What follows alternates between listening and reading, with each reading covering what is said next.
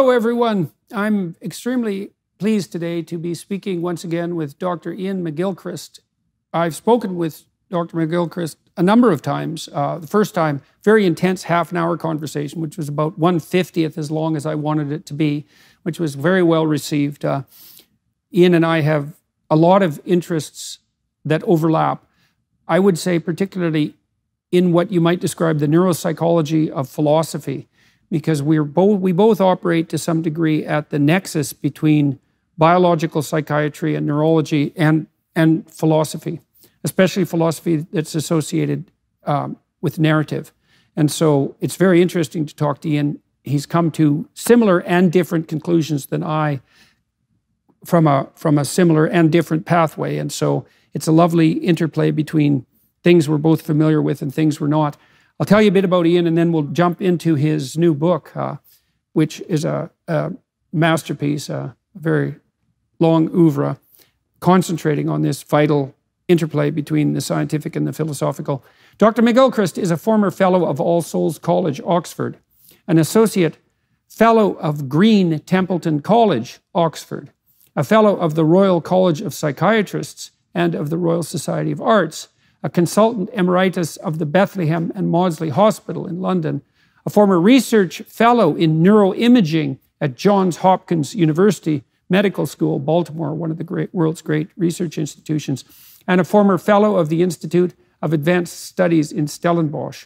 He now lives on the Isle of Skye off the coast of northwest Scotland, where he continues to write and lectures worldwide. Iain is committed to the idea that the mind and the brain can be understood only by seeing them in the broadest possible context, that of the whole of our physical and spiritual existence, and of the wider human culture in which they arise, the culture which helps to mold and is in turn molded by our minds and brain. He is perhaps most well known publicly for his best-selling book, The Master and His Emissary, 2009, published by Yale University Press, which has sold approaching 200,000 copies worldwide, which is a, what would you call, all bases loaded home run for an academic book, and it brought him to very wide public attention. So Iain, it's a great see you again. I'm so glad we have a chance to talk. Shall we dive right into the structure and the origin of your new book? Let's do that. It's great to be talking with you again, Jordan. Thanks. Yes, I would like to be able to talk to you a bit about my new book, The Matter with Things, which I think you have had a chance to look at, but it's quite long, and I know you're a very busy man, so it will be good for both of us to be able to just take a tour around it a bit. It follows on from the book that you mentioned, The Master and His Emissary, but it takes the philosophical implications of the fact that our brains are divided and that each half of the brain produces a different version of the experiential world. It takes that much further. And it takes it in particular in relation to something that I know concerns both of us, and I imagine concerns many viewers and listeners, which is the devastatingly reduced vision of the world that we now have, this reductive materialist ideology, which is absolutely not compelled on us, as people seem to think, by science or by reason. It's a version of the world which is very much consonant with the view that one of the hemispheres of our brain takes, the left hemisphere. And we shouldn't be paying too much attention to what it has to say, except for the business of getting our daily bread. But actually, in terms of understanding the world, it's the right hemisphere that helps us here. And in what you said in your introduction, you suggested that I think context is very, very important. In fact, context is everything. Context can completely change the meaning of any situation, of any words, or anything that we're trying to put across. And the right hemisphere is able to take in this broader context. Perhaps I'll just say something very brief about that. From an evolutionary point of view, we know that all the brains we've looked at, going way back into prehistory, all seem to have this divided structure. And indeed, the oldest neural network, that of a sea anemone called Nematostella vectensis, 700 million years old, is already asymmetrical, which is a fascinating fact. You know, why would it be asymmetrical? The world isn't asymmetrical in that way. And it seems that this is because all brains have to do two things at once, each of which could take up the whole attention of the brain. That is basically to focus on a detail so that you can grab it, and at the same time not yourself become prey to someone else who wants to grab you. So there's two kinds of attention that we all need to be able to pay. How we get food. I give the image sometimes of a bird picking up a seed on the background of grit or gravel and being able to get it swiftly, accurately, and before anybody else. But if it's only paying that kind of attention, it will soon become somebody else's lunch while it's getting its own, because it needs to be looking out for everything else that's going on, for predators, for conspecifics, for its kin, for those that it's looking after, and so on. And effectively, this is something that is constant throughout the history of evolution, but has been taken a step further in the human brain. Because we're very good at standing back from the world. Our frontal lobes are highly developed, and they enable us, as you know, to stand back from the world and to be able to see things in a more dispassionate way and to see them with more like a bird's eye view. But that has meant that we need to be able to devote a lot of time to theorizing, to mapping the world, to exploring the possible. What would happen if we did this? What would happen if we did that? And one crude and simple way of putting it is that the right hemisphere is our anchor in reality. It's actually looking at what we're experiencing right now and enabling us to understand it in all its complexity, whereas the left hemisphere is giving us just a theoretical take on a certain kind of a situation. Mm-hmm. So is it reasonable to assume, so a bunch of thoughts have been going through my mind, and part of this is you need a brain if you start to move. And if you start to move and interact with the world, then you have the problem of the part versus the whole. That's it. And you talked about the bird that has to distinguish something very specific, a seed against a background, let's say, of pebbles. Yeah. But the same bird having to be concerned about the broader context for the presence of predators, for example. Yeah. And so the problem is while you're focused on something specific, the rest of the world is still there. And also that the separation between the part and the rest of the world is in some manner, what would you say? It's artificial and arbitrary. Yeah. Because if you're trying to eat and then you get eaten, that pretty much does in any utility of eating. Effectively, there aren't parts. Parts are an artifact of a certain way of attending to the world. There are only wholes, and things that we think of as parts are wholes at another level, and things that we think of as wholes can be seen as parts of an even bigger whole. But this business of carving things up into parts is an artifact of the left hemisphere's piecemeal attention. So because it's trying to focus on this small detail, it's homing in on a certain little tiny bit, perhaps 3 out of the 360 degrees arc of attention. Right. And that leads to a different take on the world from that of the right hemisphere. And if I can just put this in a couple of simple sentences. The left hemisphere sees a world which is made up of fragments, of tiny pieces that are familiar because they're what it wants. It knows it's targeting them. They are atomistic and separate from the other parts. They're static because it freezes its target, even if it's actually following a moving target, like an eagle trying to catch a rabbit. It's, as it were, trying to fix that rabbit in the frame. And so this world is one that, this left hemisphere's version of the world, is one made up of bits that are separate, distinct, fixed, certain, decontextualized, abstract, because they've been categorized. Oh, it's one of those. No, I know. Right. Yeah, right. It's, yep. And this effectively is an inanimate, mechanistic vision of the world. Meanwhile, the right... Okay, so let me ask you, okay, I'll let you return to that sec. Let me ask you about that. So I'm thinking, as a way to help people understand this, do you think that that's akin to the difference between listening to music, let's say a piece of music, and only hearing it note by note, and listening to a piece of music and hearing it at the level of all of the phrases, let's say, and the sequences and the totality at the same time? Because those are obviously very different things. You could say that. And indeed, I sometimes say that the two kinds of understanding given by the hemispheres need to be combined.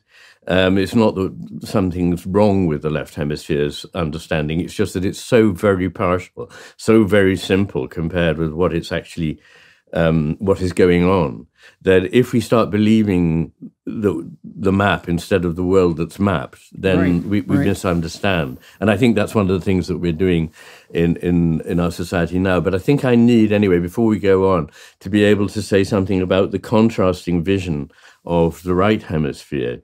So instead of this vision of stasis, particulate, atomistic elements that have to be put together in order to find any meaning or direction in them, the right hemisphere is seeing something which is coherent, in which nothing is ever completely separate from everything else, in which it's constantly moving, flowing, and changing, in which it's embodied, and that embodiment, like the rest of its context, makes it what it is. When you take it out of that context, it's something else completely.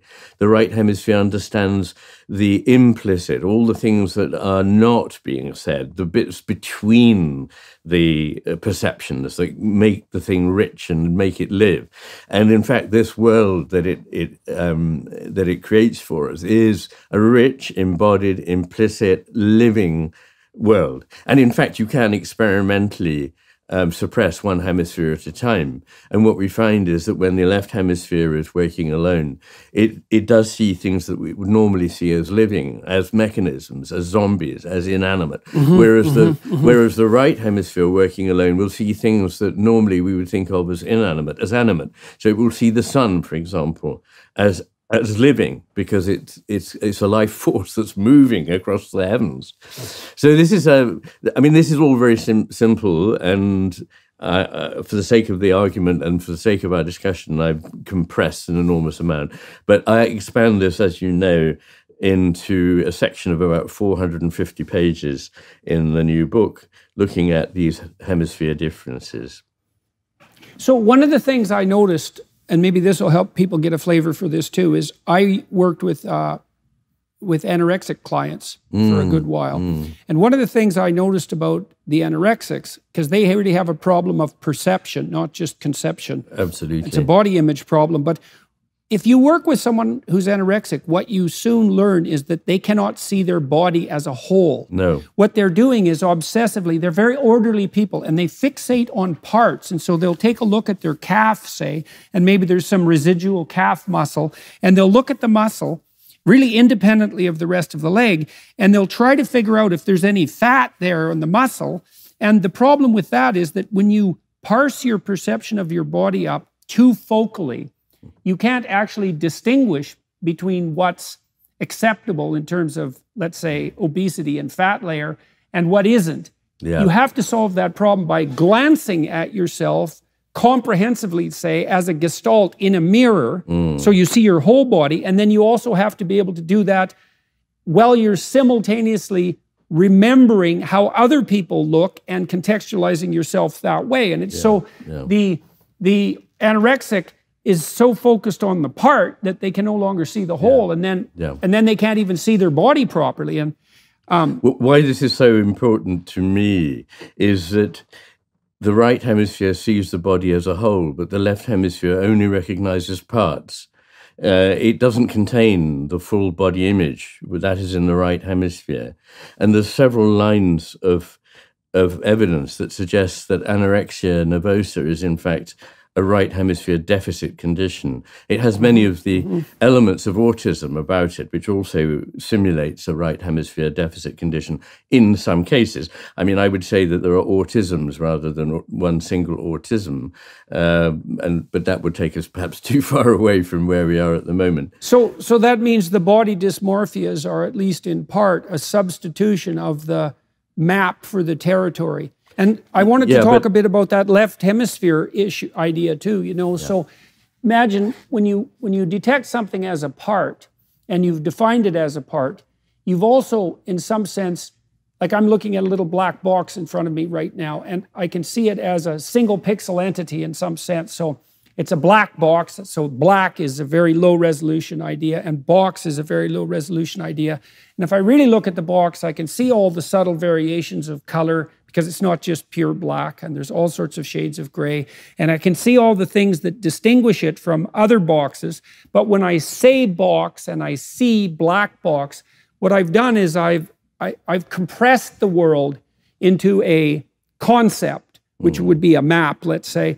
And then you can see that we do that so much now because we communicate so much, and our part detection has become so powerful. Our ability to focus in on details, technologically amplified by our ability to exchange linguistic ideas and the power of our science. And so you think maybe that as we've progressed over the last several thousand years, that intense social communication that's allowed us to parse up the world into finer and finer and more detailed bits has also suppressed our relationship with the right? Yes, I think it has. But it would perhaps make a lot of sense if I were able to unpack the structure of my new book a bit, because it will answer some of the points that you're making. So in that the book's divided into 3 parts. And in that first part, I am focusing almost exclusively on neuropsychology and the philosophical implications of it. And what I'm showing is that in all the, what I call portals, whereby we can gain information about the world, the left hemisphere is inferior to the right. So it's not just attention. I've been focusing on attention because I think it's extraordinarily important. Attention helps us construct the world that we live in. How we attend changes what we find in the world, and also changes us. So it's pretty important stuff. But I'm looking at the attention, perception, which is not the same, of course, as attention, judgment, which is the kind of conclusions we draw from the basis of what we attend to and perceive, our emotional and social intelligence, our cognitive intelligence, good old-fashioned IQ, and creativity. And in all these respects, the left hemisphere is inferior to the right. And it's interesting that I look at a lot of what must be, to somebody not familiar with them, really extraordinary syndromes that are familiar to people like you and me in the world of neuropsychology and neuropsychiatry. And the ones that are characterized by the grossest delusions and hallucinations are almost exclusively due to damage to the right hemisphere, not to damage to the left. So that is a kind of important place to start, because if we're going to talk about what is the world really like, what are we really like, and you've got 2 versions. In the past, philosophers have said, well, some people see it like this, some people see it like that. And then they shrug their shoulders and go, but these are just 2 different ways of looking. We can now, I think, for the first time, and this is exciting, go further forward and say this has all the hallmarks, the characteristics of the misperceptions, the misconceptions of the left hemisphere. And this, on the other hand, has the hallmarks, the stamp of coming from the right hemisphere, which is more veridical. And so that's one reason that I need to spend some time on that particular aspect in the beginning of the book, because as we go on, and as it were, if you like, pan back a bit from those portals whereby we get information about the world to the paths that we might go down when we're trying to understand the world, like science, reason, intuition, and imagination. We need, first of all, to have established something about the degree to which each of the hemispheres can be taken to be veridical.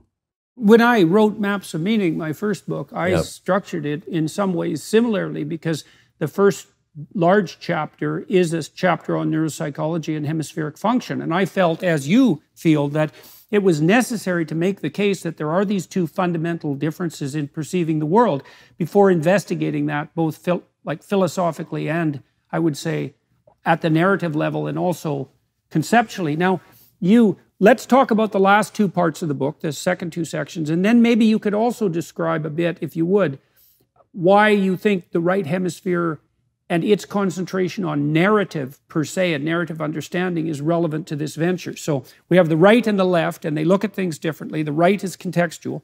You spend the first third of the book talking about hemispheric differences and making a case that, first of all, those are deep and old and profoundly important and philosophically significant. The next part of the book deals with? Yes, deals with the ways in which we use the information that has come to us through those various portals, those faculties that I've described. And they are effectively science, reason, intuition, and imagination. Science and reason, I don't think many people would quarrel with, because there has been a motivated attack on intuition and imagination in recent years. I think that people do. There are some people who might question the value of those. And I think that's kind of... those are those left hemisphere types that you're talking about. Well, of course, yeah. I mean, you and I know that people are not so simple that they can simply be summed up in that way. But it is quite true that a certain way of looking at the world, that of the left, has a kind of cohesion of its own, and the way of looking at the world the right hemisphere has too, and yet they're not quite compatible. So in a world like ours, in which there's a lot of public debate and public discussion as the way in which we come to our understanding of the world, this explicit difference between these two becomes more important. Let me just explain what I mean there. If you look back, most people until the last couple of 100 years have developed an understanding of the world through a consistent, coherent culture, often partly a religious tradition, through living close to nature, through narratives, myths, as you mentioned, through drama, through poetry, and so on. And only part of the way in which they think about the world will be due to public debate. And until the advent of modern media, probably very little of anybody's world was made up by public debate. But in the world where we are in, one of the worst things that can happen is people say you're inconsistent. They feel like if you're inconsistent, that shows you must be wrong. But it might show that actually what you're trying to do is to balance two things that in slightly different ways, in different circumstances, are equally important, but appear to our rather simple-minded way of looking at the world like contradictions. You know, in the last part of the book, I have a whole chapter on the coincidence of opposites.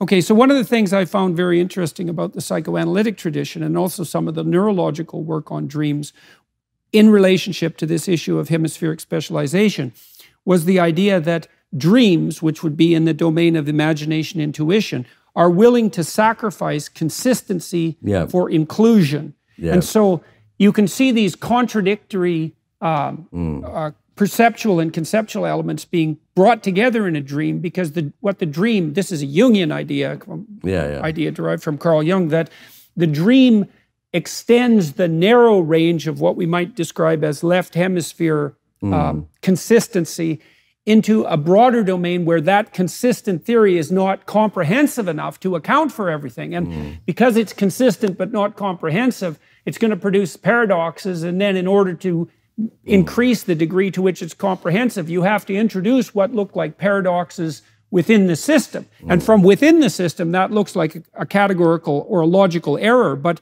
from the broader context, it's actually a movement to a more inclusive and comprehensive way of perceiving the world. And dreams do that. And it's one of the things I loved about the Jungian notion was that we have this delimited domain of explicit propositional knowledge, but partly because of the requirements for consistency and our finite nature, it can't be comprehensive. And so we need something to fill the gap between the consistent and narrow and the ultimately unknown. And that is, in fact, the realm of dream and imagination.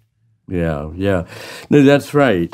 And there are virtues to the dream world, if necessary, but certainly to intuition that are not open to pure reason, which is not in any sense to devalue or disparage reason. It's, in fact, I worry that in our age, reason is being sacrificed, that we're becoming completely unreasonable.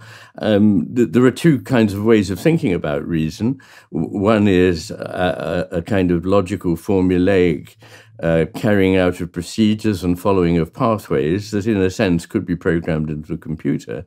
And the other is a very powerful idea that has been important in Western history for hundreds of years, which is the idea of being able to bring together what we know from logic with what we understand from experience, from intuition, from context, from our embodied lives, the kind of wisdom that a good judge would be able to bring to a case. Not just saying, well, look, I've looked up the rule book and it says in clause 186 or whatever. No, I mean, that judge should be a fully functioning human being.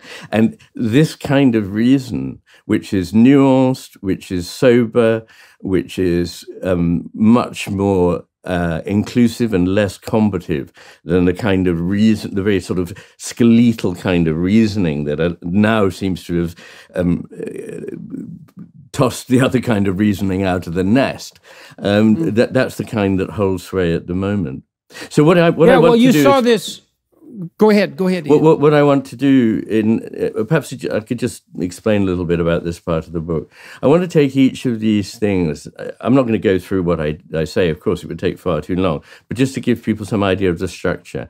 So I look at science as having peculiar strengths, which are incredibly important, and on which everything that I do and say depends, but it also can't be taken in the way that scientism does, as being able to answer all our questions. That's simplistic and misguided. So it's seeing where it has strength and where it really needs to say, this is not an area on which science can really pronounce. And so I look at the strengths and the weaknesses, and I do the same with reason. You know, it has enormous strengths, but it can also lead us to certain kinds of abstract ways of thinking, which lead us to false conclusions. It is interesting that abandoning reason is dangerous and can lead to the wrong conclusions, but actually merely following it in a blind kind of way can lead to falsehoods as well. There's a patient of Damasio's called Eliot, who has lost his ability to use intuition and emotion. So he has to reason every single thing out from scratch. In this, he's rather like certain kinds of schizophrenic and autistic subjects, which have no conception of the intuitive and have to base everything on reasoning from first principles. And of course, what it means is that they're often deluded and their lives are intolerable. Well, I had a client who had obsessive-compulsive disorder, a number of them. Yeah. He was very, very intelligent. And obsessive-compulsive disorder shares some features with anorexia. And part of it is this focus on the part to the exclusion of the whole. And he would ask me very complicated questions, which were deceptively simple. So he said, for example, lots of people with OCD, they won't touch something that's contaminated because then they feel that they're contaminated and that they contaminate others. And so that's a big part of the moral quandary that besets people with OCD, because there is some possibility that if you go out into the world, you'll contact a disease, let's say, if you touch something you shouldn't. And then there is some possibility that you'll bring that back, say, and transmit that to your children. And the question of exactly how much precaution you should take therefore becomes a very important question, especially if you try to solve it with the use of, let's say, a propositional expert system instead of being able to analyze context. And he said, look, I don't know, when I'm sitting on a subway at night and there's a newspaper that someone left behind, I don't know when it's acceptable for me to pick it up and read it or not. How do you decide that? Mm-hmm. And I thought, I actually have no idea how I decide that, because I was trying to figure out how to guide him with a set of principles. And so it's like, well, do I touch it if it's a little damp? Do I touch it if it has a footprint on it? Do I touch it if it's folded too many times? Do I touch it if it's on the floor? Do I touch it if it's more than 2 days old? And the answer is, I have no idea how I know whether or not that newspaper or magazine that's been sitting there and abandoned by someone is an object that I would be willing to pick up. But I can more or less tell at a glance. No, it's a misconception that when we make things explicit, we're closer to the truth. Because often what we do when we make things explicit is that we conflate half a dozen or more different considerations that our intuitive and unconscious minds are able to weigh remarkably effectively. We substitute for that holistic vision a single thing that it collapses into the explicit statement that we make. And so all the time that you're having to make explicit what you would do under what circumstances and why, you're limiting the world. You're driving it down and down to less and less meaning. And one of the things that amused me, because I had, of course, patients with OCD as well, was that I had one particular one who was a philosopher, and he said that when he was studying Anglo-American analytic philosophy, his OCD got terrifically bad.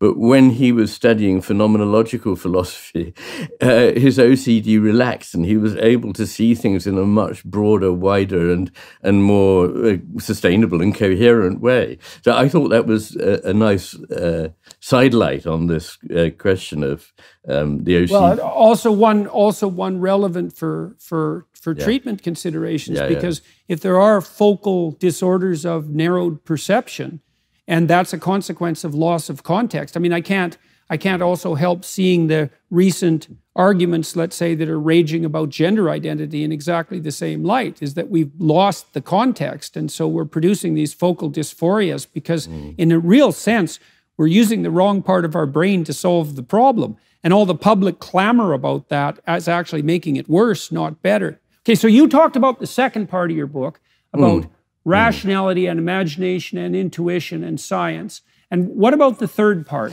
Well, yes, just before going there, if I may, I just want to comment on intuition and imagination, because I think they are extraordinarily important for understanding the world.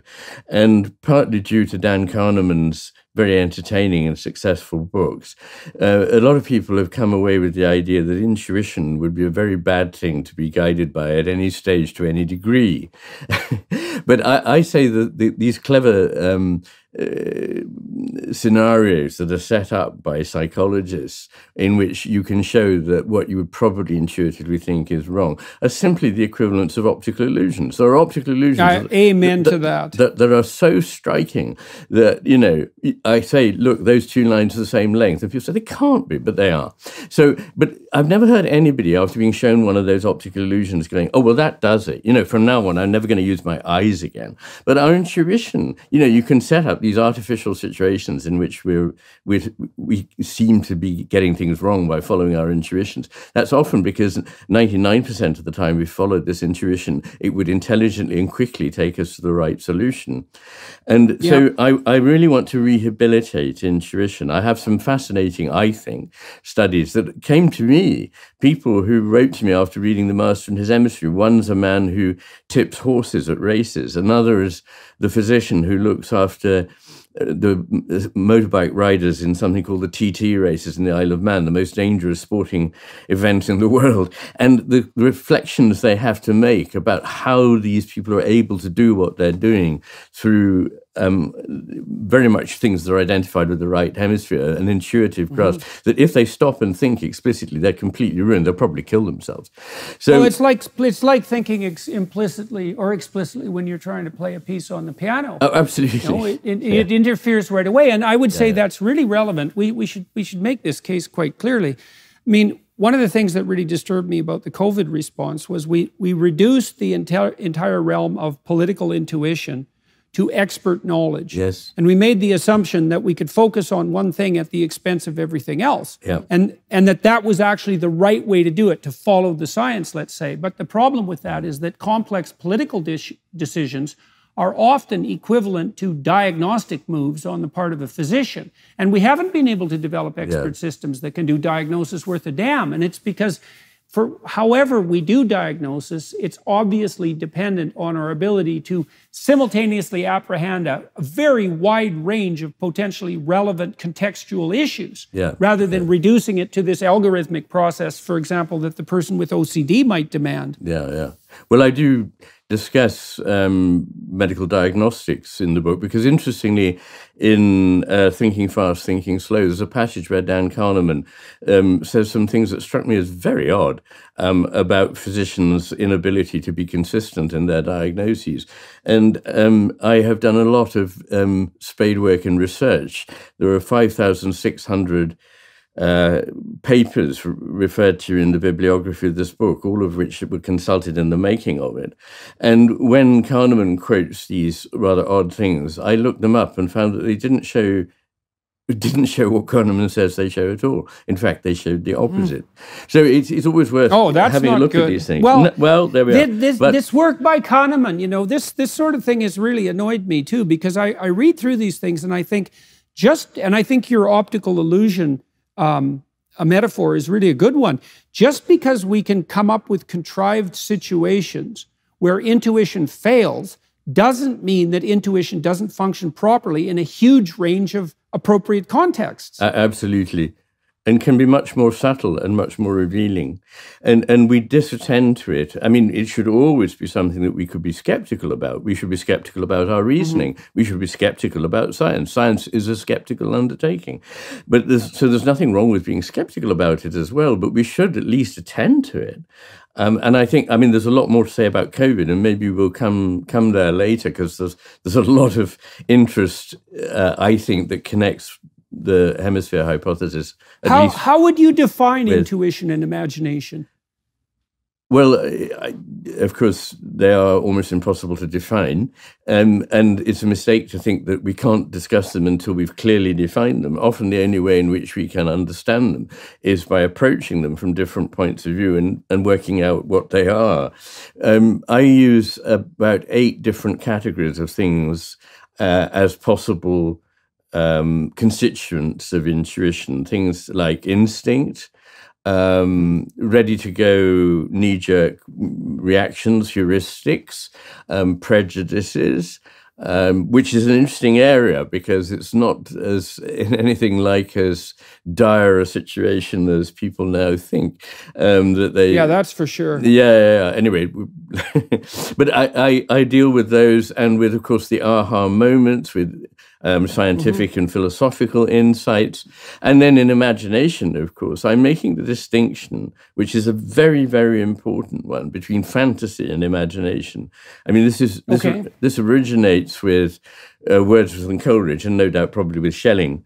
But the distinction is fantasy is something that covers up reality and takes one away from it.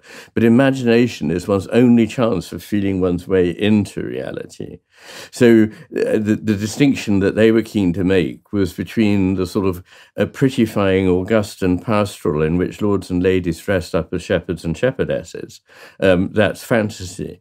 And imagination, which was this divine gift, as both Wordsworth and Coleridge very clearly saw it, which enabled one, by paying a certain kind of attention, to have insight into the deep life of the world, of obviously the living world of other creatures, but also of mountains, of rivers, streams, lakes, and so forth, to see them in a new way and actually experience them as real rather than just categorical examples in the way the left hemisphere sees them. So in any case, all I'm really saying is that I rehabilitate intuition and imagination somewhat, but show their limitations.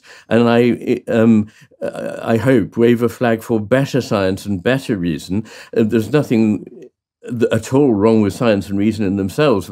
The problem nowadays is that science is not scientific enough, and our reasoning is not reasonable enough. That the science, I think the point there is that it has dogmas. Science has, at the moment, a number of dogmas. We're due a paradigm shift. And to be ruled by dogmas, not by following the evidence, is not scientific. I'm curious about a couple of things on the imagination and the hypothesis front. So I want to offer you another foray into defining where imagination might begin on the fringes of rationality. So if you do give people creativity tests, one of the things you can do is you can ask them, for example, how many uses can you think of for a brick? Sure. Write them down in 3 minutes. And then you can categorize those by number of responses. So that's a fluency response. And then you can categorize them by originality. And originality is something like pragmatic utility. So you have to identify a real use for the brick, but also statistical unlikelihood. So the more original responses are pragmatically practical, but also rare. So then imagine that there's a nexus of associations around any given concept. And the tighter the associations are, the more they look rational in the algorithmic sense. And the looser the associations, the more they look imaginative. And that as you move out into the looser associations, your probability of making a false positive increases, right? Because you're associating two things that shouldn't be associated. But your possibility of making a dramatic discovery also increases because now you're associating two things that have heretofore been distinct. Of course. But yeah, okay, so you can imagine that rationality shades into imagination. And then you made this distinction that fantasy is the misuse of imagination to replace reality, which is a nice distinction. And so one twist on that too. One of the weird things about the way scientists are educated, scientists are educated, especially to write scientific papers and to think about sciences, we think a lot about the method, and we think a lot about writing the introduction to a scientific paper as this algorithmic description of the algorithmic process that we walk through to get to the hypothesis. But that's rarely true. You know, like I had one student who was very creative, and she'd come up with an idea that was a leap, an intuitive leap. And then I could see where she was going, but why, but she didn't know how she got from point A to point B. And then when she had to write out the introductions to her papers, she had to come up with a story about how she derived that logically, even though that had nothing to do with how she came up with it. And that's the typical thing that happens when we have to consciously say how we did something. The left hemisphere, which knows diddly squat about how we actually did get there, comes up with its own version of how it would have got there if it had been in control, which it wasn't. So you're absolutely right that most of the great discoveries in science and maths were made intuitively through pattern recognition, through seeing a gestalt. They weren't made by following a linear sequence. And even, I mean, this is a point that's made by George Gaylord Simpson, who's, after all, one of the founders of the modern synthesis, for what it's worth. But I mean, he says, you know, the scientific method as such is more or less a fiction in that it's more honoured in the breach than in the observance, although it is a useful paradigm to have at the back of your mind for a lot of the rather plodding early work in science and reason. So what I want to be able to say here is that there's no conflict between science, reason, imagination, and intuition. In good science, they all work together. In good reason, they all work together. In good intuition, they all contribute, and so forth. So there is no need for these things to be set up, as they so often are, as in conflict with one another. And another important element is that it's actually the right hemisphere contribution to them, more obviously in the case of intuition and imagination, but nonetheless, importantly, in reason and science, it is the right hemisphere's contribution that is the really important one. Well, I was just thinking about Einstein in light of our conversation. Yes, I mean, when Einstein published those three remarkable papers back, I believe it was in the 1920s, he had spent a tremendous amount of time in the world of the imagination, imagining, for example, what it would be like to travel at the speed of light. And we could also point out, I think as well, that the imagination differs from the propositional in that it actually does rely on images more. And images are closer to the world in some sense than linguistic concepts. And so the imagination tends to be less linguistic and reductive and abstracted than the purely linguistic. And so it's richer, but not as precise. No, absolutely. And in the book, I look at so many examples of how this is true, that what we need is this broader combination of intuitive work and more routine humdrum work. And Einstein himself famously used to say that it took him a long time afterwards to explain in words how he reached conclusions that he found came to him sometimes while playing music. And of course, music is a perfect example of what I call betweenness. It is only connection. It is only gestalt. The notes in themselves have no significance. It's only as they come together in the patterns that we call music that they come to have their meaning. And incidentally, you said that if we start breaking things up and get explicit about the playing of the music, we won't play it well. Exactly. But that doesn't make a sort of left hemisphere procedural analysis of the piece worthless. So I sometimes say that everything has this structure, that it's the right hemisphere's open, active receptivity that allows something to come into being for us, to presence to us. And that then it goes to the left hemisphere, where it's seen as, oh yes, it's one of those, we put it in one of those categories, and it's abstracted, taken out of context, and so on. And then that work having been done, it should be taken back into the right hemisphere, where a new, richer whole can be created. Now, that's perfectly imaged in a piece of music. You're attracted to it as a whole, the right hemisphere phase. You then start to play it and discover that you have to practice over and over again a certain piece of fingering because it's difficult. You look at the harmonic structure of the piece, and that helps you understand it. But then, finally, when you go out on stage and play it, you must forget all of that. Otherwise, you won't be able to play a note. But that doesn't mean that time was wasted. The left hemisphere's contribution is very important, but the point is it's always the intermediary stage. It shouldn't be the final stage, but in our culture, we take things apart, analyze them, fragment them, and that we have like a heap of bits on the garage floor where there used to be a motorbike, and we go, oh, I've no idea what all this stuff means. That's where we end the story. And of course, a motorbike is a bad example of what we're talking about, because I'm talking about organisms which are nothing at all like machines. But anyway, you wanted me to move on to talk about the third part, and so that we can cover a little bit of that. And then we'll go back to the first and start walking through it again. Exactly. So go on to the third part. Yeah, well, the third part is, so the second part is epistemology. That's what I've just described. And the third part is metaphysics. So when we've decided that we know how to weigh the different paths and the different portals to an understanding of the world, what do we actually find there? And in the first two chapters of part 3, the final part of the book, I look at two elements. One is, as I say, the conjunction of opposites, which is so important, and it's something we've completely lost sight of. And by the way, of course, Jung was cognizant of.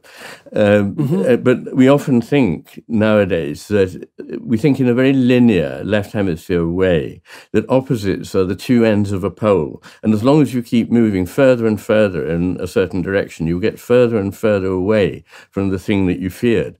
But often we come back and find ourselves actually approaching the very thing we feared, because famously, too much desire for freedom causes tyranny.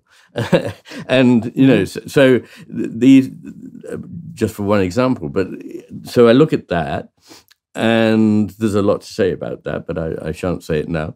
And then there's a chapter on the one and the many, which is an ancient thing in philosophy, at least in Eastern philosophy, but is also something we can't ignore in any kind of philosophy, the difference between the individual and the unique and the value of it, and its place in a whole, which it doesn't, by its uniqueness and individuality, do anything to impair. It doesn't help disintegrate that whole. In fact, it enriches it. I sometimes give the idea of a bud or a flower that unfolds, and you see all the different parts of it. But those parts have done nothing to make the bud less whole. In fact, it's now made it a richer whole, the flower.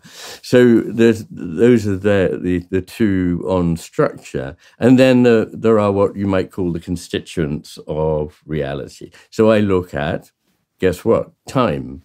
I look at space, I look at flow, I look at matter and consciousness, which I take to be aspects of the same foundational element in the cosmos.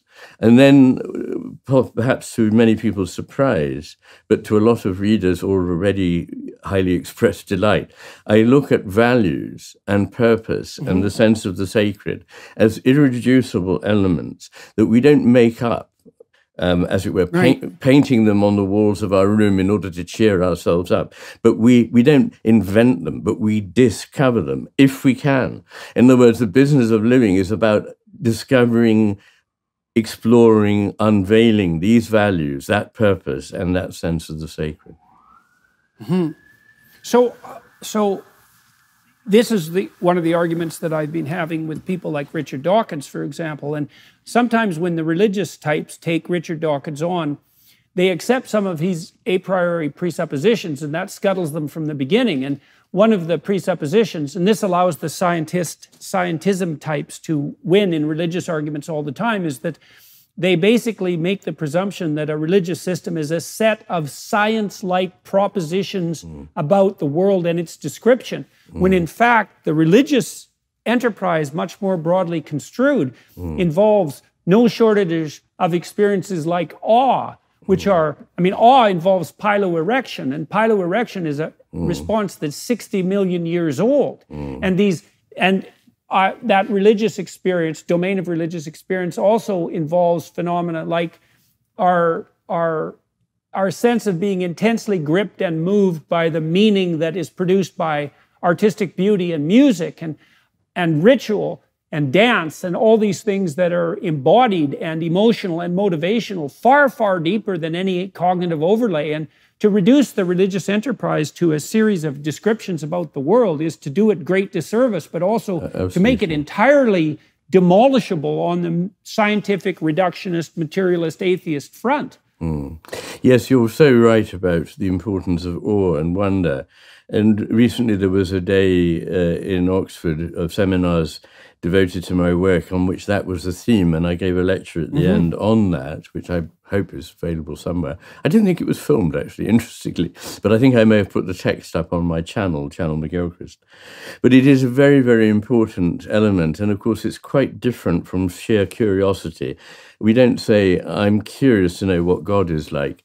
We don't say, I'm curious to know what the meaning of life is. Things that strike us as marvelous or inspiring or wonderful have a great depth, and once we lose that sense, we collapse them into the little bit of the world that is illuminated in the dark when we flash our torch around a lumber room and we see little bits and pieces. But actually, if you didn't do that, but allowed your eyes to adapt, you'd see that there was a rich sky, a universe, a cosmos beyond. So all of that is extraordinarily important. You're quite right about, it seems that scientists don't seem to understand different kinds of knowledge or meaning. They don't imagine that somehow King Lear would be less important as a play if one could demonstrate, as indeed one can, that if there was indeed a historic Lear, King Lear, the story of that king was completely different from one told by Shakespeare.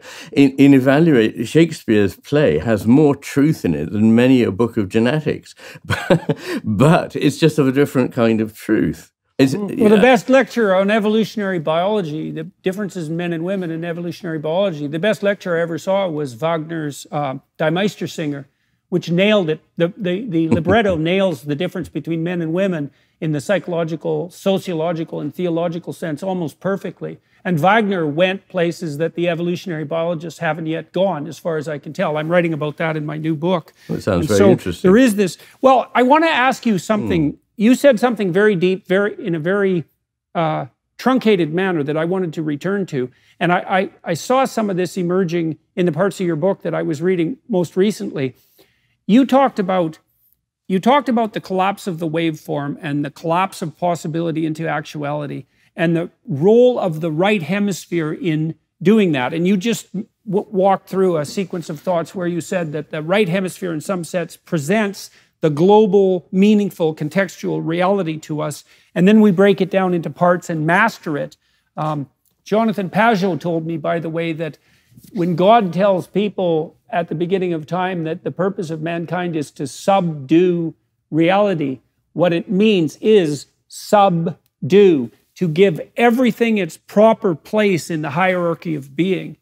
And so that would extend all the way from the conceptual to the transcendent, let's say, but to it's sort of like making Jacob's ladder. That's another image that I would say. And your vision of the left hemisphere operating at the level of detail and the right hemisphere operating at the level of totality, and the need for all of that to be fleshed out simultaneously with no loss on either end seems to me to be in keeping with like the Jacob's ladder vision and the idea of subduing reality with the logos, which is how it's laid out in Genesis. I'll just make an aside on Jacob's ladder.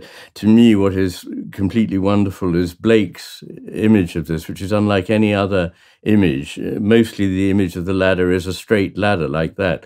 But Blake's image is of a spiral. And I think there's an enormous amount of depth in that. The idea that as you go up, and approach nearer to heaven, your process is not just simply linear, but also in a way circular, but not in such a way that you come back to, as Eliot said, the place where you first started and know it for the first time. But you actually come back to a position which is similar to where you were, but now on a higher plane. And you can look down and see where you were before. And you can relate these two things. So you can see both the progress and the return in one. But anyway, what I wanted to distinguish was I do talk about the collapse of the wave function and quantum field theory, but what I don't think I do say, at least explicitly, because I don't know enough to be able to state that, is that collapse is caused by the right hemisphere. I don't know that at all. I mean, what we know is that somehow it's connected with attention, and there's plenty in the physicists suggesting that, and particularly in Pauli's work, that the quality of the attention paid may change how that process is carried out and what results from it. But, I mean, that is speculative. Well, that's worth wandering down for a second or two. It's definitely the case, if you think about imagination and intuition, that imagine that in some sense you lay out or you ask for a revelation of a vision of the world that could be to guide you. And let's say that you would like to bring a better world into being. And you make that part of your meditative practice and part of your ethical goal, and it's true in a fundamental sense. And then what that means is that as a consequence of that practice, your attention is going to be paid to those pathways and phenomena that make the bringing of a better world into being a more real possibility. And we certainly do believe that we can dream and then achieve, and we do believe that we can't even achieve without dreaming. And so obviously there's some relationship between our ability to intuit and imagine and the manifestation of the reality that we experience itself. Because otherwise, why would thought be useful, or vision be useful, or planning be useful? So it's speculative in some sense, but in another sense, it's what do? We're going to operate randomly, or we're going to operate with vision? We come back to the importance of attention, and I sometimes say attention is a moral act because it changes what actually is there in the world for us to find, and it also changes us. So it has very important consequences. It's not just a passive process like the exposure of a photographic plate. It's an active, open receptivity which is going to meet whatever it is that comes out of that world to which we attend. So it is a very important point there. So let's delve into that, because it's I think it's a key insight to make the case that attention is a moral act. And I believe that our ideas of heavenly hierarchy, in some sense, are an intuitive representation of the ethical hierarchy, fragmented or united, as it may be, that actually directs our attention. And that I'll just decorate that a little bit. If it's not united, then it's fragmentary, and that causes anxiety. If it is united, it has to be united towards some transcendent goal. And that would be something like, let's say, in the mythological sense, that's something like the paradisal vision, right? That's the best all things could be. The idea of the logos that God uses in Genesis 1 to create the order that is good out of nothing, that logos is basically conceptualized as something like truth in language and imagination serving love. And so the idea in some sense is the direction of attention towards possibility, oriented towards love, infused by truth, produces the order that is habitable and good. And that idea is, and that's the image of God in man and woman. And God stresses that repeatedly in Genesis, right? That he has this intent that's logos guided. And every day of creation, which is the interaction of potential to bring in new order, is then deemed as good.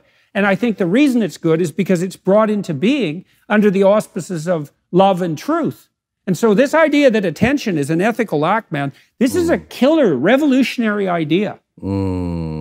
Yes, but it goes hand in hand with something else that's highly relevant to what you've just been saying, which is that I argue that all that exists is in relation. One of the ways of construing, there are many ways of construing the meaning of the title, The Matter with Things. Partly it's a pun on our obsession with material and our obsession with the idea that the world is made up of things. Never mind the reference to the fact that there seems to be something that is the matter with things at the moment. But another way of thinking about it is that these things that we call things, and I don't have any quarrel with us using the word in daily life, are ultimately relations, so that all that exists is relation, and that the relationship is prior to what we call the thing, the relatum. So the relationship, you can't, after all, if you think of anything as existing in a context, it is what it is because of its relationships. To try and suggest that it is something separate from those relationships is already to have made an essential error in misunderstanding. So I argue that all that exists is relational. And that, of course, is what attention is. It's a way of disposing your attention to the world. But what is lovely is that you raise this issue of love as a core part of creation, which is a common theme to every religious tradition all over the world. And that idea, of course, that whatever it is that we mean by God is a relation, love. Love cannot be anything other than relational. And that the creation which you referred to, I see the story of this creation as the constant unfolding of some God and a universe that are in process together and each coming to know themselves more and more deeply in this process. This would be Iain Whitehead's vision, and I have more respect for Whitehead than for any philosopher of the last 100 years. Well, so here's another twist on that might be interesting to you. So I've been thinking, I thought a long time about the relationship between truth and love and their union in this notion of logos, which encompasses both logic and also the embodiment of something like the divine word simultaneously. And maybe that's the bringing together of the Greek and the Judeo-Christian tradition in some fundamental sense. But we could also think about the opposite of that. So in Goethe's Mephistopheles, in Faust, his character Mephistopheles is the great adversary. And Mephistopheles' credo is that being is so permeated by suffering and catastrophe and tragedy and betrayal that it would be better if it was just brought to a halt. And so his motivation is to destroy and eliminate, the ultimate in nihilism. And, you know, in some sense, we're pulled in the world between those two poles, right? Because part of us would like to build something better and to bring what's greater and more magnificent into being. And another part of us is bitter and resentful about the tragedy and catastrophe of existence. And so, and I do believe that those fundamental poles, that's Cain and Abel in some sense, they war for domination of our attentional resources, you know, and a part of what religious practice is to fortify your capacity to operate on the side of life more abundant and truth in its service, and to move away from that nihilism that's terror-based and a consequence of, what would you say, bitterly apprehending existential catastrophe.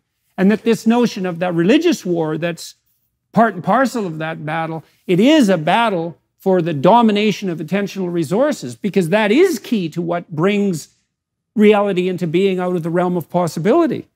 Yes.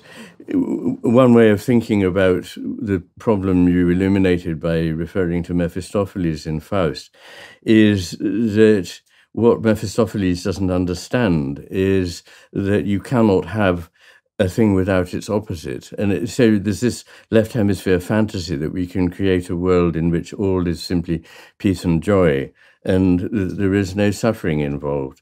I don't believe that this is a possibility. Blake actually also said that in heaven there must be some degree of suffering, otherwise there couldn't be joy. But I think our way of thinking is to distinguish these things too sharply. And I'm surprised in a way. I know why you've concentrated on the word logos, because it is that Greek word in the New Testament. But going back in history, the Greeks thought that there were two ways in which one could approach truth. One was logos, and one was mythos. And myth has now changed its meaning to mean something untrue. But there's nothing in the word myth that means it's untrue. Indeed, they believed that myths were the only ways in which you could embody and communicate the really deep truths, and that logos was an essentially trivial thing that could be used in a bad way, as it were, by a lawyer in order to win a case. But that when you're concerned with finding out the depths of reality, then mythos is important. That links to what you were saying, I think, earlier about the necessity for myths and narratives in order to be able to understand what it is we're dealing with. Science has its own myths and narratives. That's the interesting thing. A lot of scientists think that there are no myths and narratives in science. But if you think that there isn't one, you have espoused the myth and the narrative of a science that always makes progress and in which there is a mechanism involved that all can be reduced ultimately to the idea of the machine. That is the model that is espoused by those people who think there is no model in science. Right. Well, one of the things that really struck me about Dawkins when I went to talk to him is that despite his atheism, so here's two things that are crucial as far as I'm concerned. Dawkins and scientists like him believe in the transcendent object. So they believe that there's an ontology outside of the domain of epistemology, unlike the postmodernists. And it isn't obvious to me at all that we can maintain our belief in the transcendent object without maintaining our belief in the transcendent. And he didn't see that, or doesn't see that, as an axiomatic, faith-based presupposition of the scientific endeavor per se. And then Dawkins, who I believe is an admirable man and a genuine seeker after truth, because he is a credible scientist, and you can't be that without that. Dawkins always accepts axiomatically, before setting foot in the scientific ring, let's say, that the truth will set you free. Yes. So, and that's not a within science presumption, right? That's what you have to bring to the table before you can engage in the scientific endeavor. I mean, that's a very nice introduction to the chapter I have on values, in which I suggest that, as I say, truth, goodness, and beauty are things that we find, we discover, not that we invent. I mean, although the particular ways in which we see them at any one moment in history may be slightly different, although those differences are greatly exaggerated. There's enormous consonance throughout the world and across time on what we find constitute beautiful, good, and true. But in any case, the question I ask is, if you believe that the universe is purposeless, meaningless, and a heap of material stuff that has no importance colliding with other parts of itself in an endless process of collision and destruction, why would truth matter to you? Why does truth seem so important to scientists? I know why truth matters to me. Yeah, exactly. Because that's that mythos. Because I believe that the universe is a much richer one in which values like truth have meaning.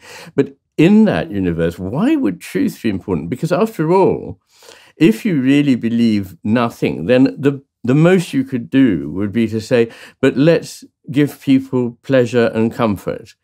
But why would a scientist set out to destroy the pleasure and comfort that somebody might find in their religious belief because they believed it wasn't true? The very fact that they elevate truth like that seems to me to suggest that they have, ipso facto, a belief in a kind of transcendent set of values.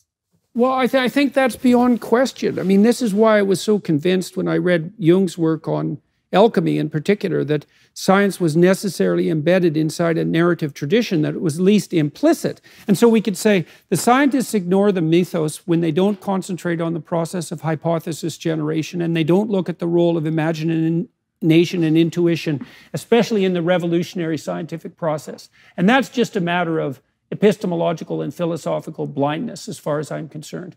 And then the next thing is that it's clearly the case that science is embedded in a redemptive enterprise, because part of the Enlightenment ethos that motivated science and scientists was the notion that if we came in contact with the ontology of the object outside of our epistemology, and we were humble in face of the revelation of these new truths, that what we would do would alleviate suffering and bring the world to a better state of being. And so to operate as a scientist, because here's an example, Iain, this is something. So I read this book a while back, KGB agent wrote about some of the experiments the Soviets were doing on the biological warfare front. And they were trying to hybridize smallpox and Ebola and then aerosolize it to produce a super bug that could be distributed in cities that would be extraordinarily contagious and extraordinarily fatal. And so here's the question. If you're a scientist, why isn't that as good a pursuit as any other? Because it's just a factual matter, right? It's just a clockwork mystery in some sense. Why not see how smallpox and Ebola go together? And you might say, well, it's preposterous to even question that, but it's not. No, I can imagine an atheistic scientist saying, but there's nothing about being an atheistic scientist that means that I shouldn't be kind and I shouldn't care about other human beings. And therefore, it would be quite wrong for me to do this dastardly thing. Yeah, but that's the issue is, well, there's a wrong there. Okay, where does that come from exactly? And I don't see that it can be derived except from this superordinate mythos that we've been describing. Well, I think it's better based in a much bigger, broader vision. I agree, but I still think that it's a perfectly sensible remark, and I think that Dawkins would probably say something like this. I mustn't put words in his mouth, but that, just because I don't believe in a divine realm doesn't mean that I don't have moral values. I think it would be wrong to suggest that. I mean, it would be a basic error to suggest that atheists are somehow therefore immoral. Oh, well, I definitely don't want to make the case that atheists are by, as a class, any necessarily more immoral than any other class of people. No. I'm just pointing out, and maybe I will push you here a little bit. The thing is, even if it is kindness, and I'm perfectly willing to assume that it might be kindness and that will get you somewhere, that kindness itself is outside the scientific domain, because we could talk about kindness in terms of kinship, and we could talk about it in terms of relation and biological, reciprocity. But it's in the ethical domain, specifically speaking, and not in this reductive scientific domain. Well, that's right. But I mean, the very fact that you talk in terms of biology and kinship and thriving and so on, it would be meat and drink to the kind of atheistic scientists that I'm talking about. I don't think it would be illogical for them to say, but, that's perfectly encompassable in my way of thinking. I don't think, though, that they can understand. I don't think that with that world picture, you can understand why there is goodness at all. And I don't think you can understand why there is beauty. Interestingly, scientists think they've answered... Well, beauty's a tougher one for sure. It's a really, really interesting one, because scientists think they've answered the question of beauty. It's to do with mate selection and so forth. But Darwin himself twice points out that given the existence of beauty, it can be used by evolution in certain ways, but it doesn't explain what beauty is or how it ever came into being in the first place. He said, why do certain colors, certain forms, so on, actually attract and have this beauty for animals, birds, and of course for ourselves as humans? And there are many things. Right. Well, and it's that cross-species similarity that's so interesting. Butterflies apparently can detect a 1 part in a million deviation from symmetry on the part of potential mating partners. And fair enough, but that doesn't explain why we think butterflies are beautiful, because we clearly do. I'm glad I'm not mating with a butterfly. I know, one part in a million, man. That's pretty. But I mean, it's obvious that butterflies have high standards. I mean, just they look have at very them. high standards. But of course, what's interesting is that humans don't necessarily find symmetry more attractive. There are studies that show that, in fact, human beings find faces that are symmetrical spooky, mechanistic. And that they actually find an asymmetry in the face or in the form more attractive. So anyway, so an optimal asymmetry. There is an optimal asymmetry. Right. I often say that we don't want just symmetry or asymmetry, but we want the asymmetry of symmetry with asymmetry. Right. Rather, as I say, the left hemisphere wants either or. It wants things black and white. The right hemisphere is able to see that they can be both and. And I don't think we should dismiss what the left hemisphere has to offer. So we need not either or both and, but both either or and both and. Well, you see that with music, I mean, you want a certain degree of algorithmic predictability in any musical piece. Yes. But if it devolves into algorithmic predictability, it just sounds like a drum machine. Absolutely. And the whole business of rubato, which is responsible for so much of the meaning in music, which is often so fine that it can hardly be specifically detected consciously, but it gives the life to the piece. And when you hear it played by a machine, it suddenly seems completely dead. Right. And you see that difference too in the difference between analog and digital musical instruments, because with an analog instrument, you can capitalize on its imperfection in an unbelievably interesting way. You can really make an analog instrument like a piano sing. Yeah. And it's really hard to do that with a digital instrument. And that is, I mean, digital instruments have their advantages, but they don't sing like analog instruments do. No, I've never tried playing a digital instrument, but what you say suggests a likelihood that that's exactly right. Well, you lose the context with a digital instrument to some degree, because if you're playing a piano and you hit the hammers, the whole piano and the whole room starts to vibrate. Yes. And you can play with all that if you listen to it. And you really can't get to do that with a digital instrument, which, like I said, has their utility. So tell me more about your fascination with beauty, because I'll just do a little intro to that. One of the things that really propelled me down the route of the investigation that ran on similar tracks as yours was my realization when I was in my mid-20s that music had an intrinsic meaning and depth that was neither reducible to propositions nor could be destroyed by propositional objection. Absolutely. So you might say, well, the world is not meaningful. It's like, okay, what about music? Oh yeah, music is meaningful. Well, why? Well, I don't know. Can you criticize it? Well, I can, but it doesn't have any effect on the meaning of the music. And so the meaning of the music, which is part of its beauty, clearly, and that spiraling you talked about, Bach did that perfectly with the Brandenburg concertos, that continual Jacob's ladder spiraling that goes upward and upward, but in some sense returns to the same place. It's a brilliant example of that. But so tell me what gripped you about beauty philosophically and why you decided to focus on that in relation to values. Well, I'm afraid I'm rather comprehensive in this book, which is why it's so long. So I do look at the various, at least the three most important values to me, which are goodness, truth, and beauty. And whatever Keats, who was a very fine poet, may have said about this, truth and beauty can't simply be equated. We wouldn't have two different words. And I'm afraid that sometimes beauty can be other than good and other than true. However, that's not to say that it always is. Often it is a pathway to something both truthful and very good. What you say about music is important, because it suggests, a note has no meaning whatever. Put several 100,000 together and you've got Bach's St. Matthew Passion. How does that happen? It's entirely to do with the relationships between the notes, which make the harmony, make the melody, and make the ictus of the whole thing. So that's a very important part. And as you say, it can't be reduced to reason. It's not for that reason irrational. I think we need to make a distinction between things that cannot be encompassed by reason, but are not for that reason irrational. They may be transrational. Or epiphenomenal.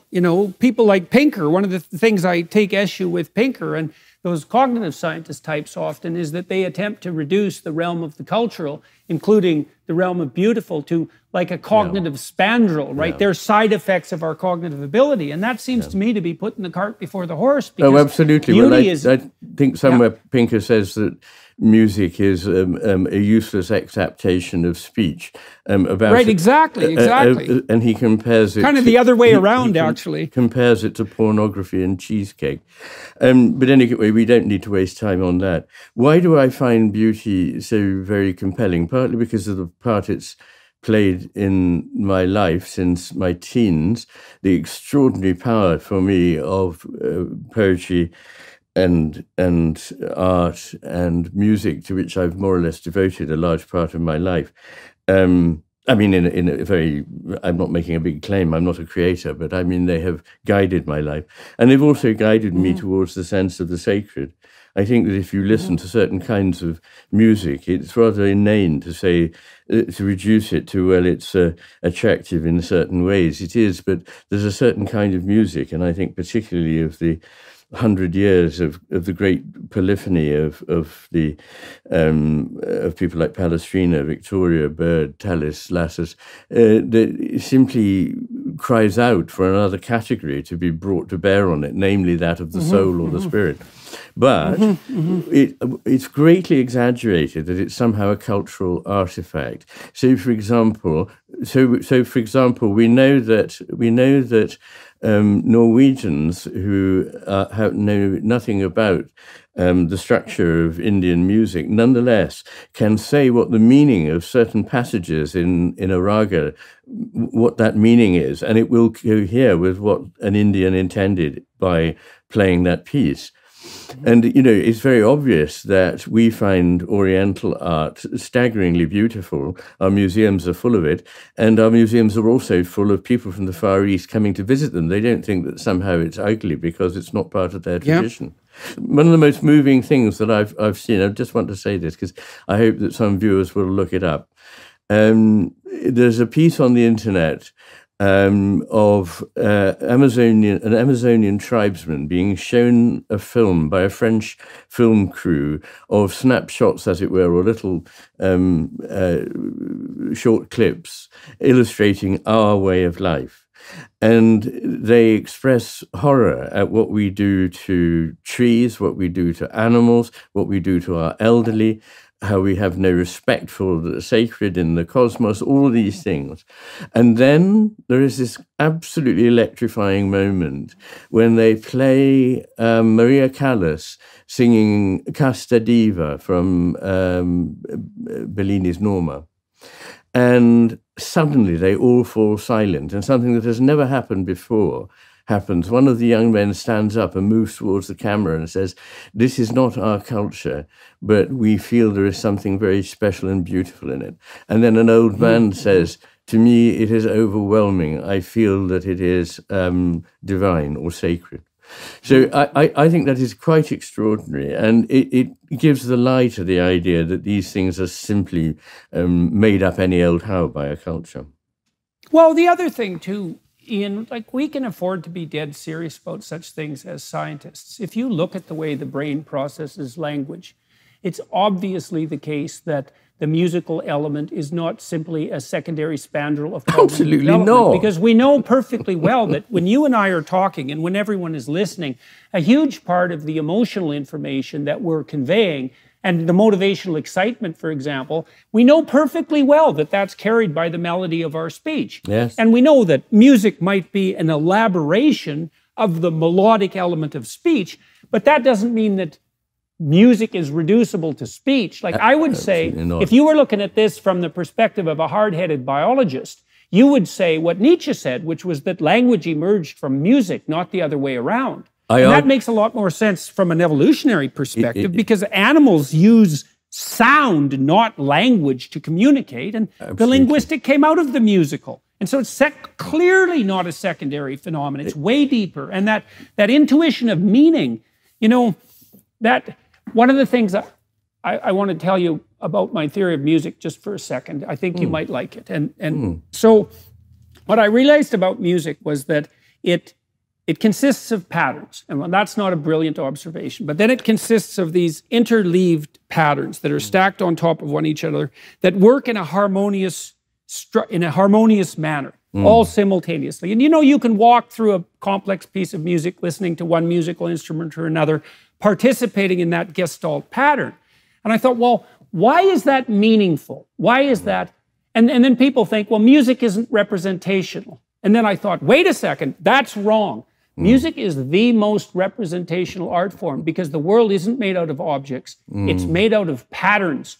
And what music calls us to do is to attend to the harmonious interplay of the patterns of being and to bring ourselves into alignment with that. And there is no higher call than that. And the reason that music is meaningful is because that meaning really exists. That is what we need to do, is to align ourselves harmoniously with the plethora of the patterns of being that exist at multiple levels. And so it is a call to proper action in the world, and that is meaningful. Yes, I wouldn't disagree. I mean, except perhaps to say I prefer the concept of it allowing something to presence rather than a representation. You say music is representational. I know what you mean, in that it acts on our bodies in a metaphorical way, that rising and falling phrases affect our blood pressure, our muscular, the tension in our skeletal muscles, our blood pressure, our pulse. They make, as you say, our hair stand on end, bring tears to our eyes. It's a very physical thing. And so in that sense, it's very active on us through what I would call bringing into presence something rather than actually just representing it. So Iain, in some sense, I hate to do this, but since we are trying to build Jacob's ladder all the way down to the level of detail, maybe we could delve a little bit more into the practical necessity of such knowledge. So why do you think this matters in the concrete sense? And why do you think that we're dominated now by what you might describe as this left hemisphere reduced ideological view of the world? Yes, I may well have compiled one of the most comprehensive analyses of hemisphere differences in the 450 pages of the first part of this book. But it's not just of technical interest. It seems to me to be part of a very important overall philosophical project. As I explained, we don't know how to evaluate different things. I have a whole chapter on paradoxes, by the way, in which one can see that one arm of a paradox comes from the left hemisphere and one from the right hemisphere. And guess what? The one that comes from the right hemisphere actually describes what we know to be real. Anyway, to pan back a bit, I feel that there is something. I think we all know that there's something amiss with the vision we have of the world at the moment, and that's the other meaning of the title, The Matter with Things. And the subtitle is Our Brains, Our Delusions, and the Unmaking of the World. And I think we're unmaking the world in several respects. One is very familiar, which is the despoliation, destruction, desecration of the natural world, of forests, of seas, and so forth, and the consequences that will have for us.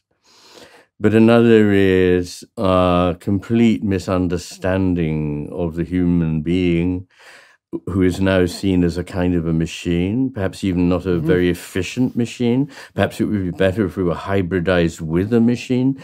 All of this speaks to me of something that is profoundly missing the meaning of a human being and a human life. And we seem to have lost our compass. We seem to have lost all bearings.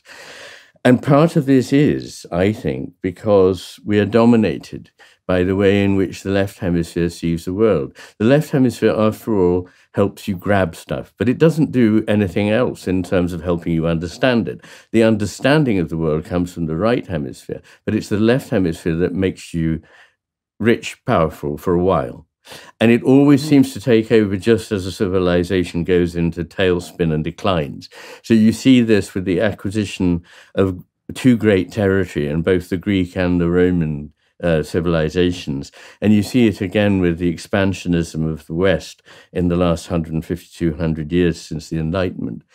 And what seems to happen is that partly because of the necessity of administering a huge realm, whether that be a a military realm or a civil realm or a commercial realm that requires the generation of rather rigid inhuman rules that can be applied in all situations, and therefore the takeover of essentially the bureaucratic mind.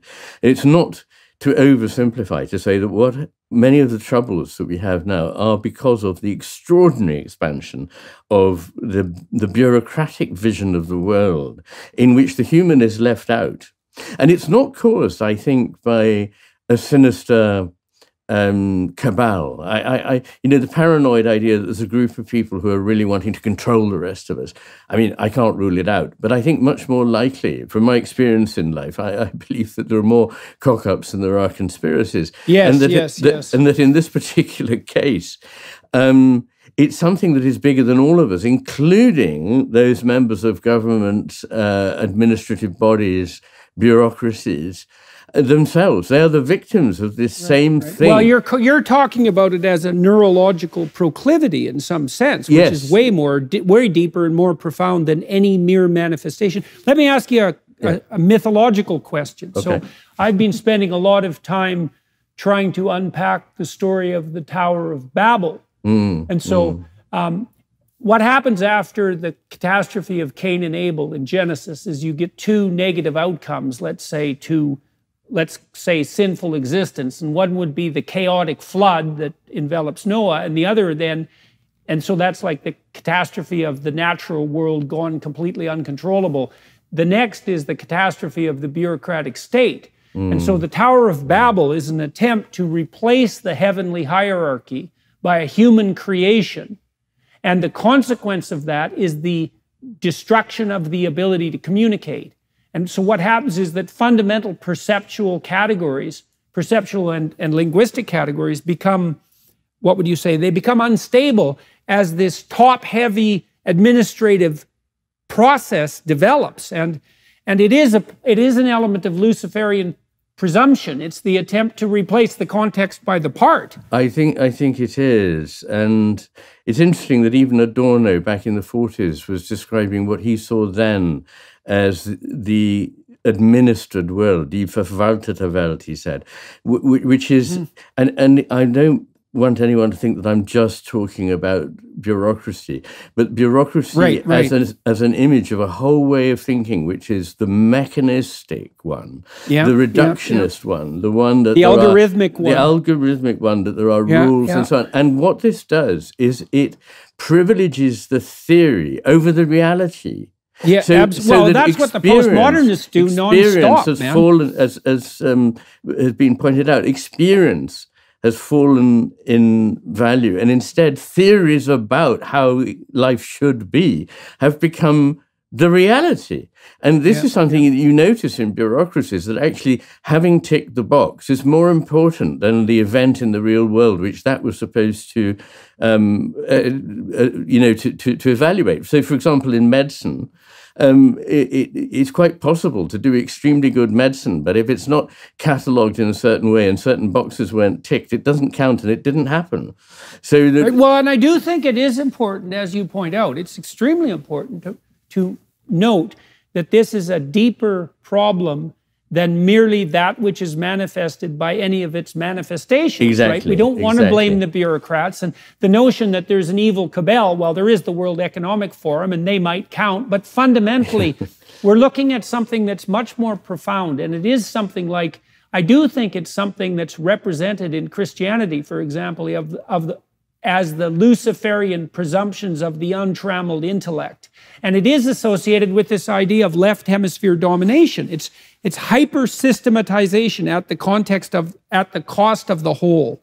Yes, I think that's right. And one thing that struck me very much in the last few years is that the myth of the master and his emissary, on which the title of the first book or the earlier book is based, is something that actually crops up all around the world, that there is a wise ruler and there is an intemperate, hot-headed general or underling who actually is put out by the feeling that there is this more powerful being and actually wants to usurp that being.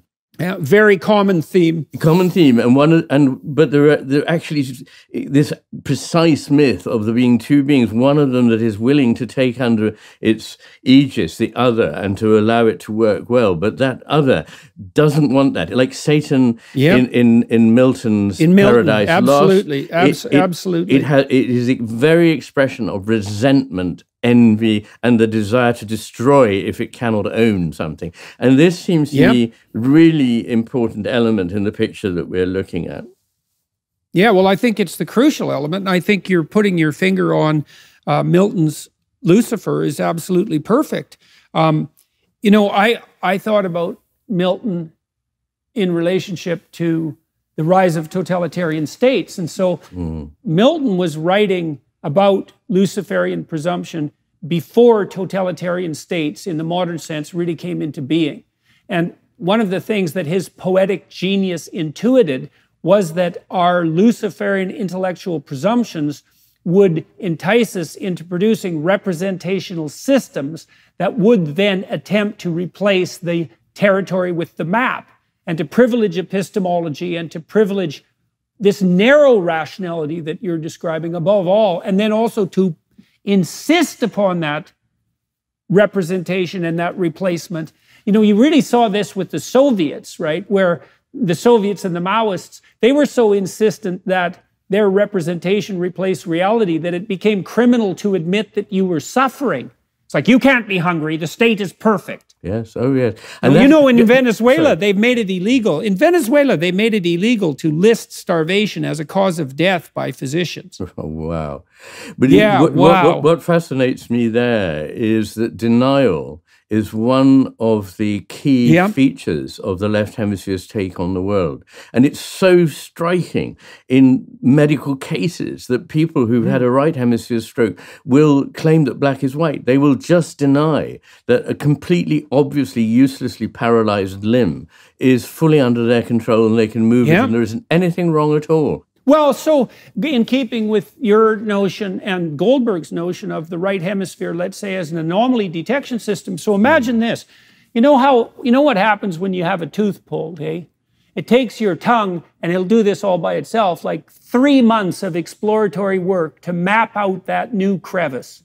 And so you imagine that your left hemisphere built or there's a representation of that section of your mouth that's unbelievably highly detailed. And then you upset it, and now there's an anomaly detected by the right. It says, oh, there's something here where the map no longer matches the territory. And then there's all this exploratory work that has to be done in order to map out the contours of the mouth. And the mouth is really relevant because, you know, the mouth and the tongue are unbelievably thoroughly represented at a neurological level. And so, like, it takes 6 months or 3 months of constant busy work to refamiliarize yourself just with the inside of your mouth. So now let's say you have right hemisphere damage in the parietal lobe and you lose half your body, but you don't notice. And I think the reason you don't notice is because the left has no choice but to impose its axiomatic presumptions when there's nothing indicating the lack and there's no pathway forward to a new representation. Like, I've seen people I had a cousin who got really ill, and she was diabetic and she had a lot of immunological problems, and she had to radically modify her whole life to deal with what she could and couldn't eat. And she didn't do a very good job of it. And my parents and other people, her relatives, were often upset with her. Not so much my parents specifically, but many people who knew her were hurt and upset with her because they felt that she was denying her illness. But I thought, man, if something happens to you that's cataclysmic and it changes your entire identity in an extraordinarily complex manner, it can take you months to years to readapt. 3 months just to remap your tooth. And then the left will insist that the pre-theory is the only one that abides. Yeah. Well, first of all, it doesn't happen the other way around. So you can have just as cataclysmic event like your right arm is paralyzed, and you don't deny it at all. In fact, you're appropriately upset about it. So it is something to do with the left hemisphere's way of understanding things. And what is really fascinating is that when something is not there, and there are these descriptions of patients who simply won't recognize the existence of half of their body and fail to dress it or shave it. But they also, as pointed out by Tsengele, cannot imagine that there ever was a left half of their body, or that there ever will be again in the future. In other words, once it's gone from the left hemisphere's attention, it ceases to exist. So it's not even there. I know, it's so strange. It's not as though this... It's not as though this left hemisphere tendency is simply to deny something. It simply doesn't believe that it exists. So, and when you put that on the cultural situation at the moment, it begins to cast some light on how people who can't be that stupid and who can't be that perverse nonetheless argue that black is white, you know? Yeah.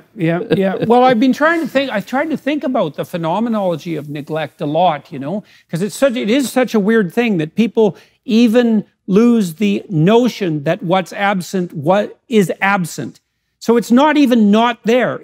It's a category we can't even comprehend. But imagine, so you look straight ahead, and you move your hands to the side like this. And what happens is, when your hands are in front of your eyes, they're pretty high resolution. And then when you move them this way, they get lower and lower resolution. And then they get black and white out here, although you can't tell that, but scientific investigations have shown that. And then about here, they just cease to exist. And so I'm kind of wondering if that sense of neglect, phenomenologically, is akin to having that which is in our visual field behind us now moved 3/4 of the way around instead of halfway around. I'm not sure I'd say that.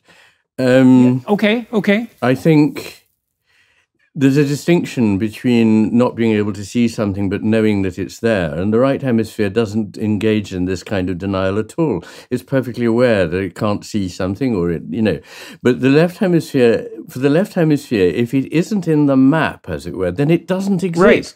It's not on the map, so it can't be real. And that's deconstructionism in a nutshell, right? Is this privileging of epistemology. It's imaged throughout various movements in the history of ideas in our lifetime, and is getting more and more extreme, so that people's theory about what the world should be like is now the only reality. And if things don't conform to it, it's because some terrible people have been deliberately trying to frustrate it.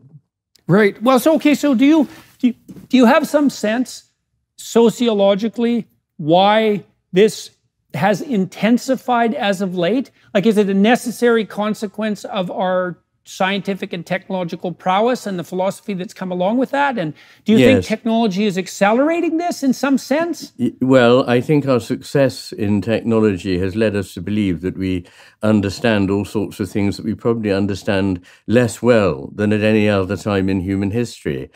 We may know more technically about them, but we don't really understand what's going on or what the meaning or value or purpose of these elements in the world is or are. And I think that's part of it. The fact is that when you begin to see the world as meaningless and purely mechanistic, then you lose the sense of value, and it's extremely distressing. So it causes an epidemic of anxiety and depression, and that's something that we can see the evidence of all around us. And when people are anxious and depressed like that, they must have certainties. They cling to false certainties, and they'd rather cling to a certainty that's clearly wrong than face the fact that they really don't. They're disorientated. So anything that comes along that becomes the element, and particularly important, is something that offers control. Yes, because anxiety it's out of control. It's terrifying. I feel, quote, unsafe. I mean, how often do we hear that these days? I mean, ridiculously enough, but we do. But the great thing there is we have to get control back, and that leads towards intolerance and effectively things that can't be talked about. And the foundations, as Hannah Arendt said, as Simone Weil said, of totalitarianism. Okay, so imagine, I'll take a bit of a detour here to talking to Sam Harris. And so Harris is a reductive rationalist, and he believes in algorithmic processing. He doesn't believe in free will. And one of the things that's happened that's really interesting to Harris, and I'm saying this with all due respect, I really like Sam, and he's really smart, and I think his orientation is fundamentally good. But what's so interesting to see what's happened to him practically is that he's really abandoned his rational atheism in a phenomenological sense to pursue meditation. And he's developed this meditation app, which is his central focus now, and he's teaching people all over the world to meditate. And what I see happening is that he's taking a respite from the narrow confines of his reductive materialism in the world of the transcendent right hemisphere. And he wants to keep that non-linguistic, and that's sort of the Buddhist twist on that, because if it was propositionalized and transferred into something like a comprehensible religion, then his intellect would just criticize it out of existence. But he finds respite and succor in these practices that I think produce a right hemisphere revelation of harmony and totality and love and all of that. And then you might imagine that absent that proper relationship between the left and the right, so you can't find respite from your narrow preoccupations and your doubt in a relationship with the right. You have to start to depend on ideological certainty as a buffer against the anxiety, because you're not properly integrated in the part of the contextual understanding that would lead you to genuine meaning. And that's where that immersement in meaning is like an antidote to anxiety. Absent that, you have to occupy a narrower and narrower certainty to keep yourself from panicking in some sense.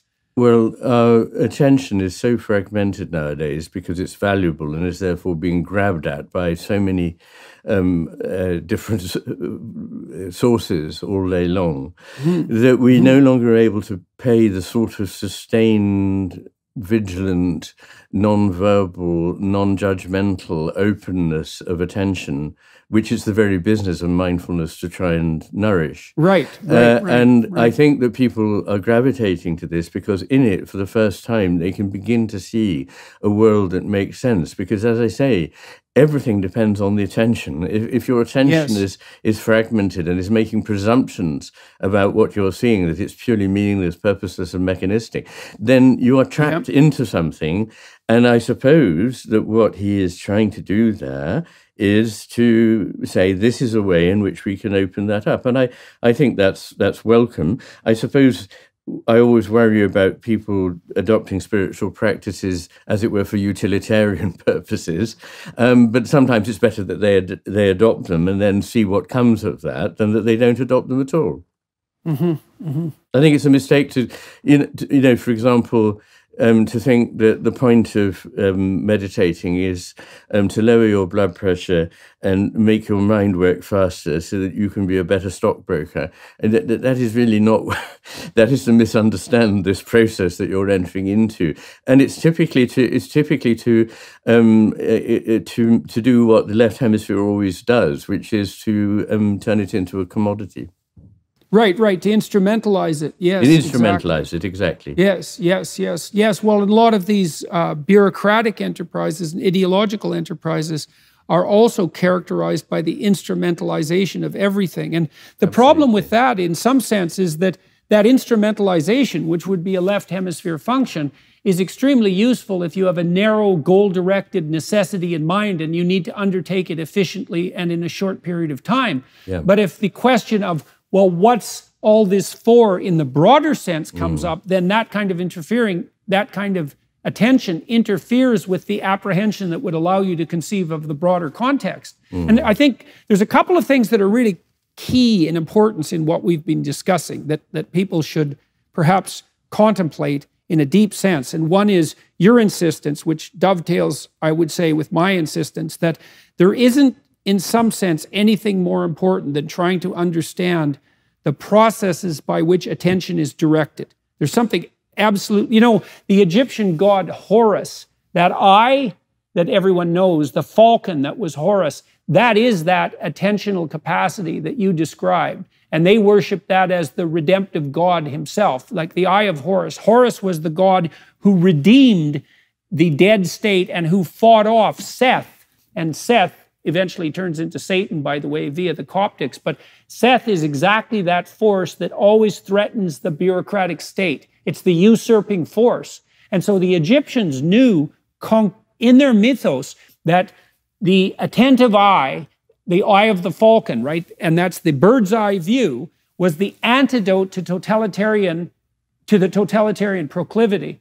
And the Mesopotamians knew this too, because their god Marduk, who was the top god and also the model for the proper emperor, had eyes all the way around his head. And they knew that it wasn't intellect that was the antidote to the totalitarian state, not this narrow left hemisphere intellect, let's say. It was the capacity for attention that we seem to be focusing on when discussing right hemisphere function. There's a couple of ways in which one can see the eye of Horus, and one is in the benign way that you do, and the other is as the sort of somewhat predatory, all-seeing eye, the disembodied eye. And one day I want to write about this, because it's something, an enormous number of Egyptian symbols, including the disembodied eye, come up in the artwork of patients with schizophrenia who don't know anything about Egyptology. I would love to talk about that. One day I'm going to write a book about that. Well, the Egyptians, well, good. That's something else we can talk about. You know, the Egyptians knew this too, because for them, the optimal pharaoh, so the principle of sovereignty, wasn't the eye of Horus. It was the eye of Horus having revitalized Osiris, who was the spirit of the state. And so Horus gives one of his eyes to Osiris. Osiris is his dead father. So their union, so they knew it's a very complex thing, and it is. Yeah.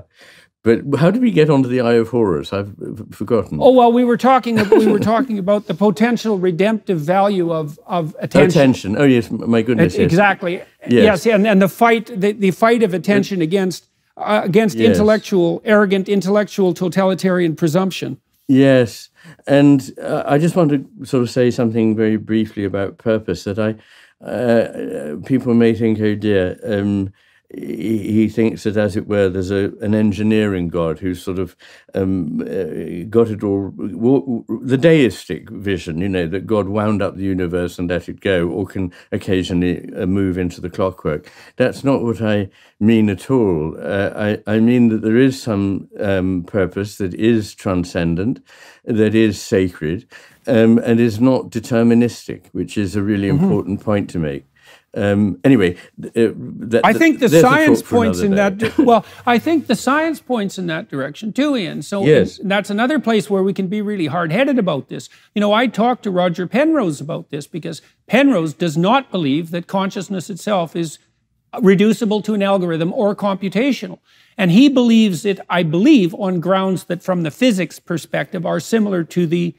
What would you say? They come from the same conceptual universe as the ideas that you're propounding in relationship to the idea of consciousness at the forefront of, let's say, the revelation of possibility, something like that. So nobody can come up at, let's say, and criticize the ideas that we're discussing, you and I, by saying, well, the biology doesn't point in that direction and neither does the physics. It's like, no, the biology points very strongly in this direction, and so does the physics. I mean, so it does. I mean, the argument that there is no direction, no drives, no purpose in biology, but it's all simply accidental.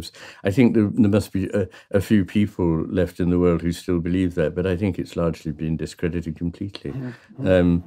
It's very obvious, in fact, that biology is highly expressive of purpose, but I think even the inanimate universe is as well. And I adopt a rather unusual position, but perhaps we mustn't go there because it will take us for a long time to discuss. But that the inanimate and animate worlds are not totally distinct from one another. Obviously, they are distinct in the sense that they are completely different and have different kinds of qualities, but they're not ultimately divided. They're not ultimately separate. There is a continuum, is the best way of putting it. I'm going to talk to Iain a bit more for the Daily Wire Plus folks for another half an hour or so about, I would say, his intellectual biography and his personal pathway through the intellectual and philosophical world to the point where he's developed the ideas that we've been talking about.